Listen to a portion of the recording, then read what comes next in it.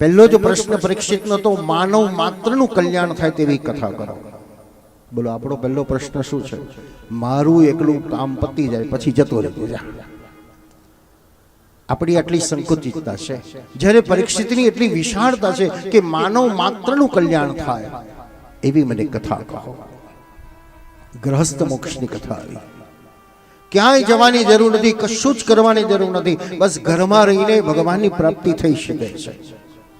મીરા, નરસિંહ, કબીર, તુકારામ, એકનાથ, ગોરા ગોબા, રોહિદાસ, ચમાર આ ભગવદીઓએ ઘર નથી છોડ્યા, વ્યવસાય નથી છોડ્યો, ધંધો નથી છોડ્યો, કશું જ છોડ્યું નથી, અને છતાં બધાને ભગવાન મળી ગયા. અને આપણે બધું જ છોડ કરીએ તો પણ નથી મળતો. ગ્રસ્ત મોક્ષની કથા. ઘરમાં રહો, મહેમાનની પેઠે રહો. રોજ માલપુડા દૂધપાક જમો, રોગ ચકાચક રહો, પણ મનમાં સમજાવી રાખવાનું હું મહેમાન છું. અઠવાડિયું, 10 દિવસ, 15 દિવસ પછી ગામડાનું ઘરે મારું ઘર છે. આ સંસારમાં આપણે બધા જ મહેમાન થઈને આવ્યા છે, જેની આવવાની કે જવાનીથી કોઈને ખબર નથી. બસ આનંદ કરવા માટે આવ્યા છે, પણ આપણે અહીં મારું કરી લીધું, આસક્તિ થઈ ગઈ અને પોતાનું મૂળ સ્વરૂપને આપણે બધા ભૂલી ગયા. પરીક્ષિતનો પ્રશ્ન છે, મહારાજ આ તો પુણ્યદાન કરે, સેવા તીર્થ કરે, એવા જ લોકોને ભગવાનની પ્રાપ્તિ થાય. દુનિયામાં એવા કેટલા જીવો હશે કે જેને એક ટંક ભોજન નહીં મળતું હોય, પહેરવાના કપડાં નહીં મળતા હોય, રહેવાનું ઘર નહીં હોય, તો એ બધા ક્યાં પુણ્યદાન તીર્થ યાત્રા કરવા જવાના છે ખરા? તો મહારાજ એ બધાનું કલ્યાણ કેવી રીતે થાય? સુખદેવજી મહારાજને આનંદ થયો ત્યારે સરસ વિચાર છે. જીવ માત્રનું કલ્યાણનો તારો વિચાર છે. ગ્રહસ્થ મોક્ષની કથા. આપણો પહેલો દેવતા કોણ એ જ આપણને ખબર નથી. આપણે બહાર ફાંફા માર કરીએ છીએ. આપણા બધાનો સૌથી પહેલો દેવતા છે તો માતૃદેવો ભવ.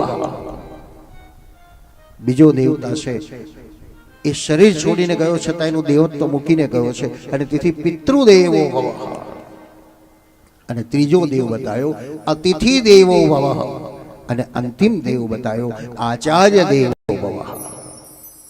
બોલો આપણે ઘરના દેવતાને પૂજીએ છીએ ખરા? પિતૃઓને પૂજીએ, બહુ બધો શ્રાદ્ધ પક્ષ આવે ત્યારે વાસ નાખીએ, દૂધપાક માલપુડા ખાઈને ઊંઘી જઈએ. પહેલો દેવ બતાવ્યો છે મા બાપ. શ્રવણને યાદ કરો છે આપણે બધા, શ્રવણને યાદ કરીને વખાણ કરીએ છીએ, પણ શ્રવણ જેવા બનવાનો વિચાર આપણે નથી કરી શકતા.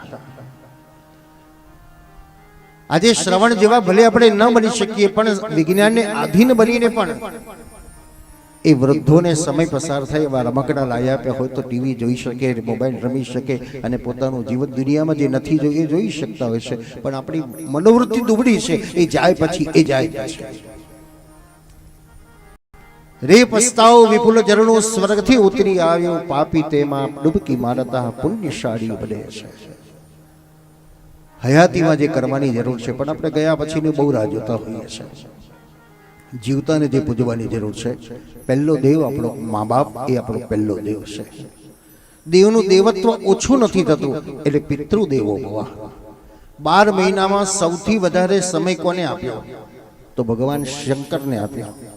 1 મહિનો આખો એની ઉપાસના આરાધના કરવાનો.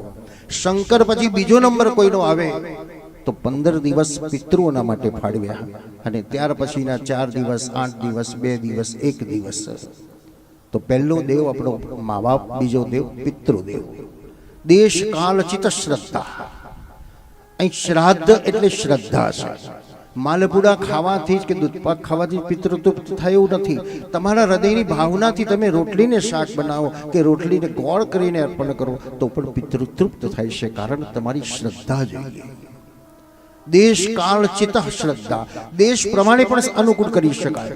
વિદેશમાં રહેતા હોય ને કદાચ વસ્તુ ન મળે તો અફસોસ ન થાય, પણ ત્યાં પણ તમારી ભાવના પ્રમાણે જે કંઈ તર્પણ કરો છો તો એ પિતૃ તૃપ્ત થાય છે. કાળ પ્રમાણે, સમય પ્રમાણે, પરિસ્થિતિ પ્રમાણે, આપણા ખિસ્સાના બજેટ પ્રમાણે આપણે પિતૃઓના માટે કંઈક ને કંઈક કરતા રહો. પિતૃઓને તર્પણ કરાય છે, અર્પણ નથી કરાતું. અર્પણ કરવા જઈએ તો પિતૃ લઈ શકતો નથી ને આપણે આપી શકતા નથી, પણ એના માટે તર્પણ કરી શકાય છે. તમે ખાલી અંજલિ આપો તો પણ સૂર્યને સુધી પહોંચી શકે છે. એમ પિતૃઓના માટે તર્પણ કરવાથી પિતૃ તૃપ્ત થાય છે.